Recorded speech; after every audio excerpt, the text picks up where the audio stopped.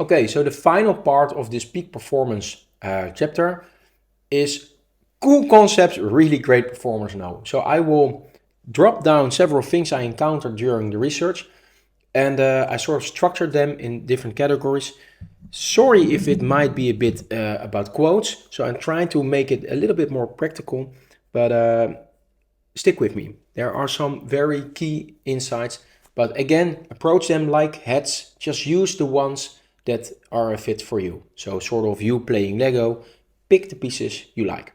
So, let's go. First category is self awareness and perceptiveness, perspective. In the end game, it is not about you. So, if you want to create the most value, get out of yourself, get over yourself, in short. So, yeah, you're definitely singing the music and you're enjoying singing the music, but in the end, it's also about the people that are listening to your music. So, you touching other people's lives.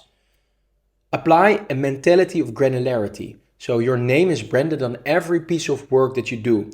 So healthy perfectionism is a quest to be the best that you can deliver in a certain amount of time, so to say. So don't overdo it, but apply a mentality of granularity. It's better to make one master work than 1,000 ordinary pieces. Yeah? Work to become, not to acquire. Work to become, not to acquire. Focus on the process and your state of being and the verbs, not on the output, the nouns, and having more, more, more. Focus on what you have and build towards the feeling of increasing a higher state of being, a deeper version of you. And if you push deep enough, then eventually the you starts disappearing. And you start to see more and more connections with your fellow beings, but also your fellow planet inhabitants, so animals, nature, nurture, etc. Create magic.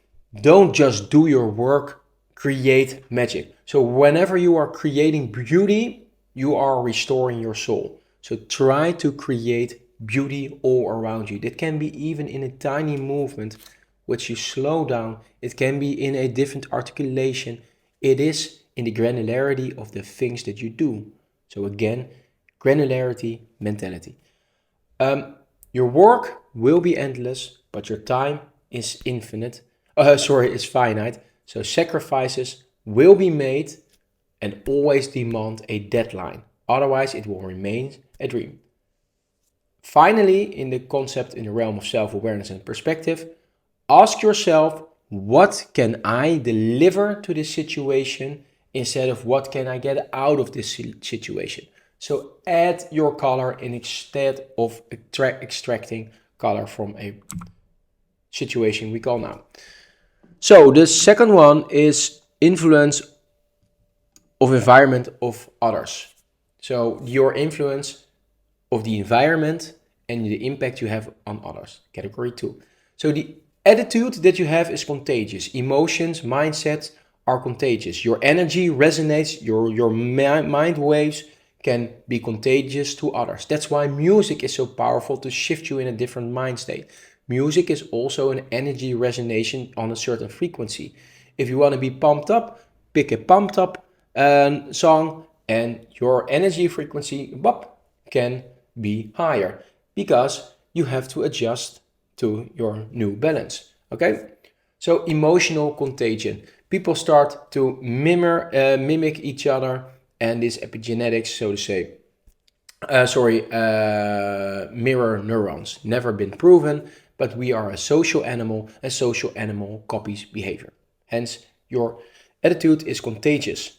Be aware of that. Also, be aware of the influence others have on you, on their thoughts, their emotions, even their actions, emotions, even their thoughts. Yeah. So the epigenetics, your environment, everything is energy. This plant is energy. It connects with me on an energetic level. It does something with me. This huge bright ass light shining in my face does something with me. Not only on my visual perspective, but also in the core feeling of it. So get your epigenetics, get your environment in order to flow alongside you. Get comfortable with paradoxes. So do less is more. The more I share, the more I receive. all those paradoxes, so to say. Wealth reflects value contribution. So the more value you add, the more wealthy you become. However, wealthy is not necessarily determined in money.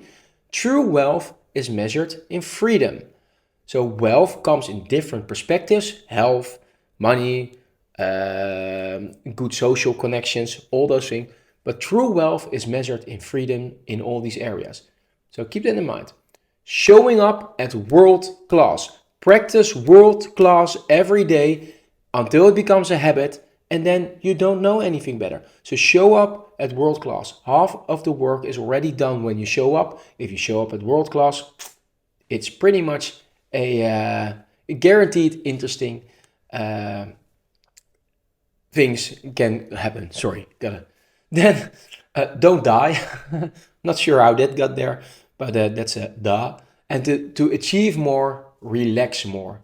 Don't get into the certain parameter. I work harder, so I do more. So to achieve more, relax more. To be honest, I'm currently contemplating, should I continue making these hundreds of movies, or should I skip this part and start focusing on the next level, making these animated movies with a crafted storyline, visually very, very insanely cool. That's the next level I want to aim for. So I'm not entirely sure why I'm still doing this right now. That came to me from a moment of relaxation, a moment of mindfulness and doing yoga. And then later on, I felt like, hey, yeah, I knew something was wrong. I can push it for a few more weeks, but am I going to use it? Am others going to use it? Do I need to use it for my learning process? Probably not. So I think I will make other types of videos after that. So the third one up is psychology and mindset. If you want to lead in your field, you need to become a top performer. If you want to lead in your field, you need to become a person of depth. So the hedonic adaptation from positive psychology. What was once impossible is the next aim, or is ordinary the day after. So for example, if you could run 10 kilometers in 60 minutes, you aim for 50, you thought like this is not possible. As soon as you have it, it is the ordinary. So what was once impossible is the ordinary next day. Pushing the boundaries. Micro win phenomenon, small daily improvements, 1% each day, 1 to 4% activates the flow state, and it makes all the difference. Even entire races are based on 1,000th of a second. So, yeah. Transient hypofrontality. Psychology, yes, this is deactivating the front end of your brain as well as the back end of your brain, so to say, and that triggers the flow state. Flow state is the superhuman status. It's a very important state of being. It connects everything that we've taught you so far into one state of being. But, however, I will dedicate an entire chapter to that. So, not for now. For now, remember the following equation, other than flow state we will get back to later, is pressure. So pressure, getting outside of your comfort zone, times refueling, so charging the battery, equals growth and automatically building endurance. So every time fighting against the storm, so to say, and flowing, or fighting against the storm and taking back a breather will build up muscle, will make you grow bigger, so to say, but will also build up mental muscle, the resilience. So you grow in different directions. So definitely, the ideas are worth nothing. It's all about execution. Cognitive bandwidth is limited, as mentioned before. Focus on the input. Reflect, continuous learning. We've discussed this all. Let me see if there's anything of value. A flight to peak productivity, like a short, I think it's from Robin Sharma, is that an addiction to distraction is the end of your creativity. That's a very important, I love that one. The addiction to distraction is the end of creativity. So don't get distracted. It's as simple as that. Don't get distracted. Use your full focus. Then secondly, excuses breeds no genius. Excuses breed no genius. All change is hard at first, messy in the beginning, and glorious at the end. Number 3. And number 4, this is also a powerful one. To have the top 5% results, you should start doing the things that 95% of the people are not willing to do. Easy one. And then rule number 5, when you feel like surrendering, push a little bit further. Apply this in everyday life, whether it's under the shower, whether it's doing a push-up, whether it's holding your patience when some of the kids throw yet another glass of milk on the table. Push your boundaries just a little bit further. And you will start to enjoy the process, so to say. Minimize decision fatigue. That's a new one. So don't make too many decisions in a day. That's one of the reasons why Mark Zuckerberg is always wearing the same shirt, so that he doesn't have to waste one decision based on which clothes am I wearing today. Become a purist. Streamline everything, align everything according to your goals, according to your values, according to the life that you want to live. Streamline. And envision your ideal performance before you start. Don't do many things. Do one and give it your all. Nothing worth doing comes easy. Nothing worth doing is made alone.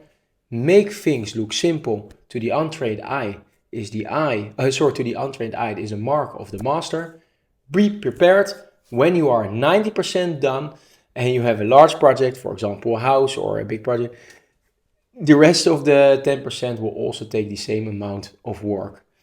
I'm not sure if this is philosophy and wisdom, should be at productivity, but hey, you got it there. Stop kicking the can down the road. There is no tomorrow. Tomorrow is the realm where humanity's most work is done, but it doesn't exist.